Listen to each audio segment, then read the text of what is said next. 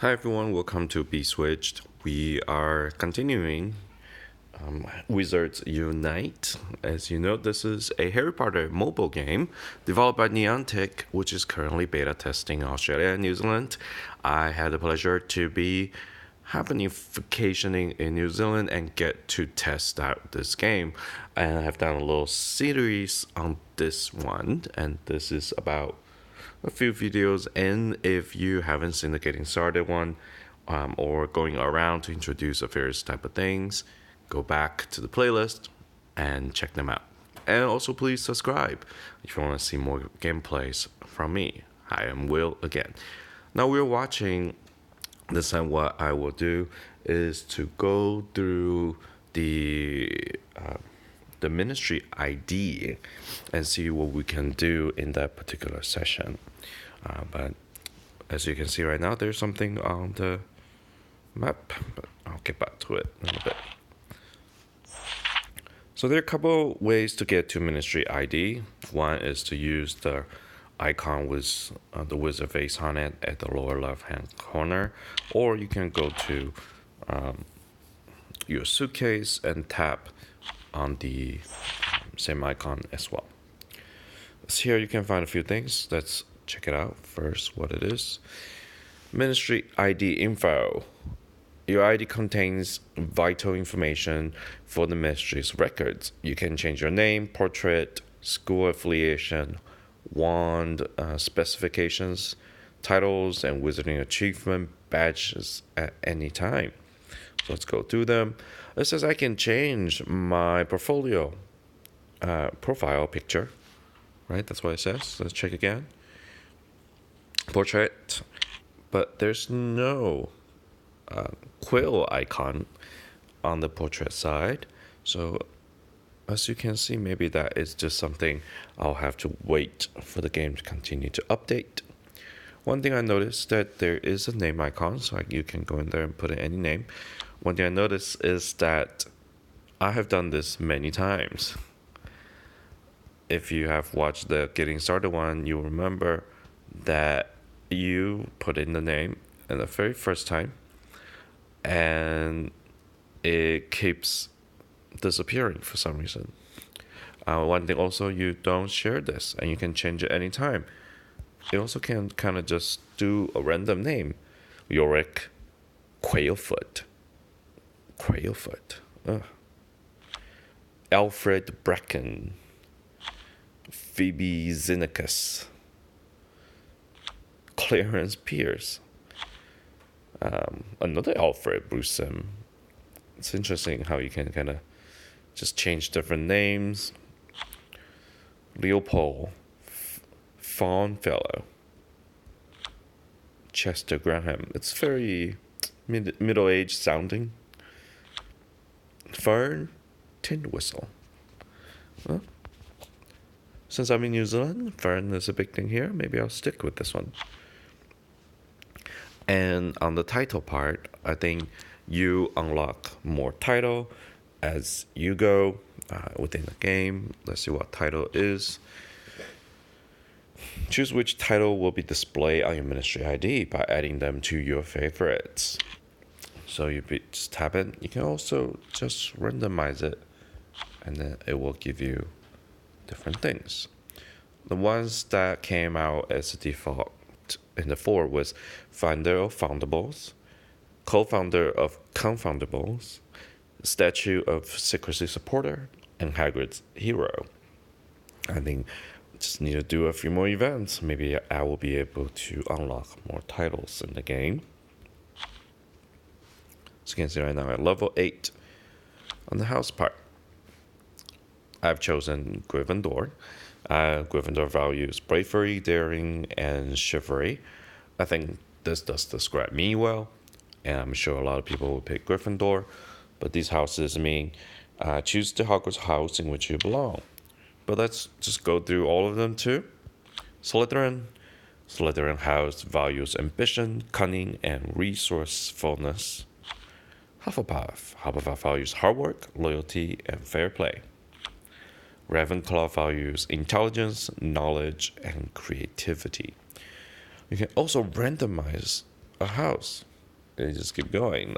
It's all of these four. But you can also come back and change the house anytime.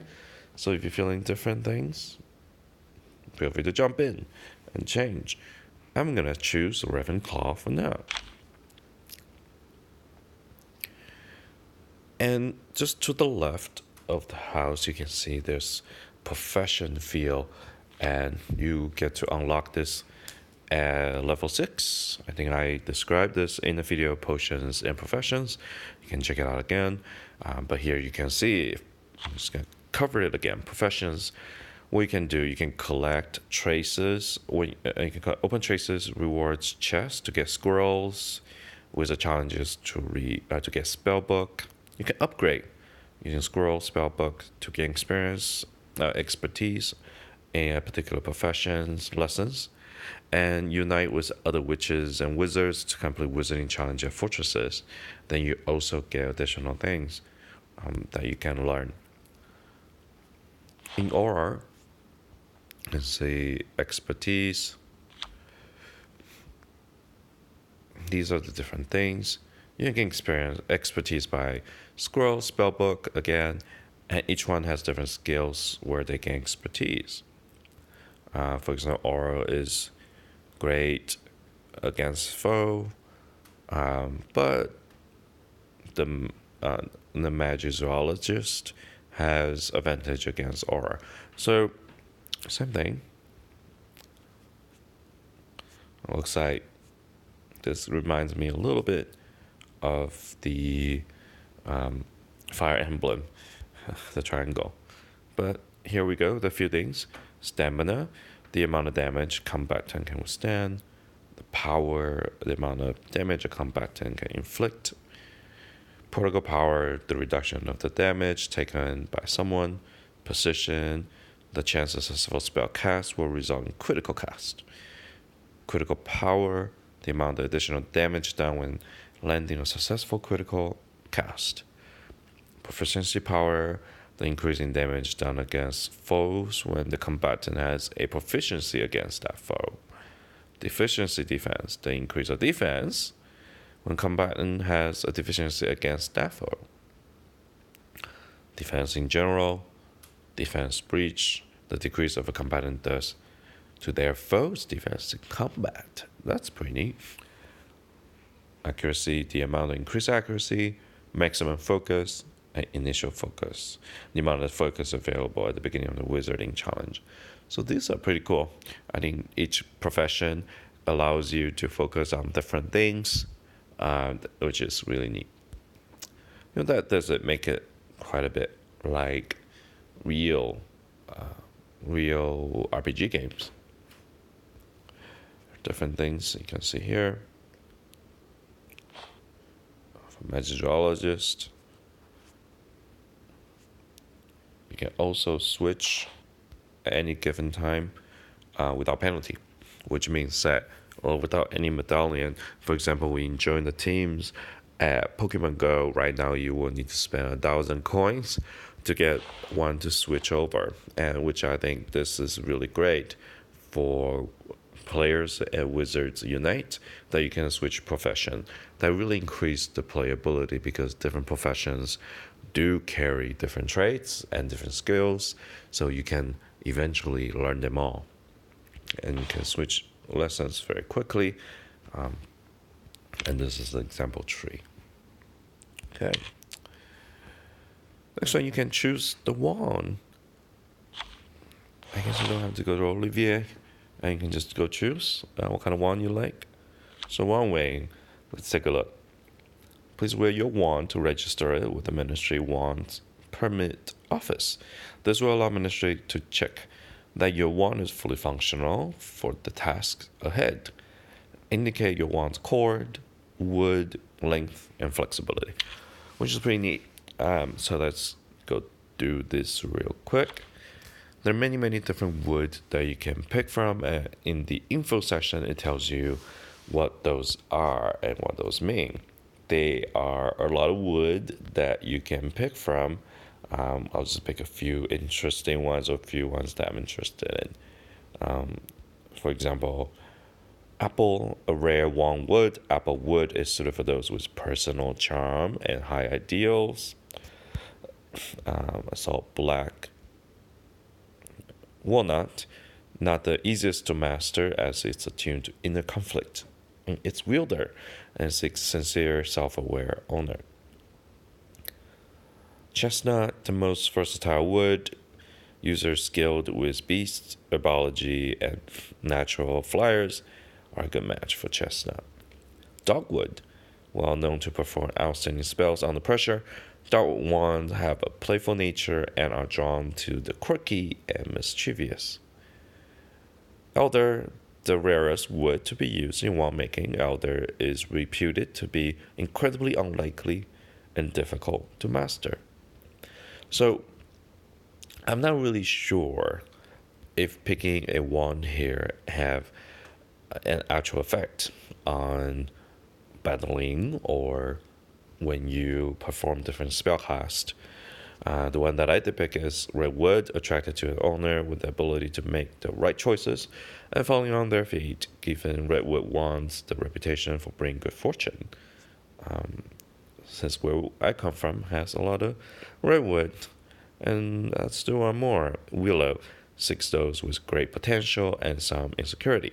Willow wands have healing powers and are good for non-verbal magic. It's great. And you can also pick a core, a little bit easier to describe since there are only 3. And many different substances can be used for one cores. The 3 supreme core types are unicorn hair, dragon heartstring, and phoenix feather. So here they are. Dragon heartstring produces the wand with the most power and the quickest to learn new spells. However, they can change allegiance if won from their master and are most prone to accidents. So I guess great power comes with great responsibility or possibility in this case. Unicorn hair produces the most consistent magic and the most faithful of all wands. They do not make the most powerful wands, but wood they are paired with can compensate for this. It's neat. Phoenix feather produces the greatest range of magic and shows the most initiative. They are the hardest to tame, and Phoenix feather wands are often the pickiest when choosing its owner.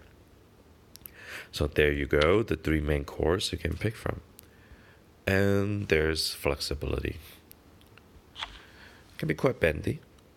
Flexibility of the wand can determine the adaptability of the owner's spellwork, and also denote the wand's loyalty to its wielder.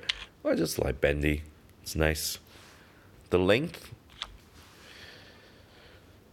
of the wand can often reflect the personality of its user. Longer wands may suit those with more dramatic style of casting, while shorter wands can be used for more refined spellwork. I think this will be a great session to have Olivier here to give some guidance to picking a wand for you, maybe answer some questions to help and make it a little bit more interesting, rather than picking up on your own, which I'm sure some people will like, but maybe a little bit of both will be great. There's still a part says confidential. There's nothing you can do about it. And there's a wizarding achievement. Let's take a look. So what are the achievements? Choose which badge will be displayed on your ministry ID by adding them to your favorites. Okay? I don't have them yet, but currently the 3 ones are Birdie Bots, Butterbeer, and Pumpkin Juice. So I kind of like this one. How many can you pick? Oh, you can pick all of them. Oh, I guess you can pick up to 5. So these are the 3 badges I earned. I'm going to put them on there for now. All right. That is the Ministry ID from Wizards Unite, the mobile Harry Potter game recently released by Niantic. And you're watching the Zombie Switched Gaming. I am Will. I'm going to be switching off from this video now.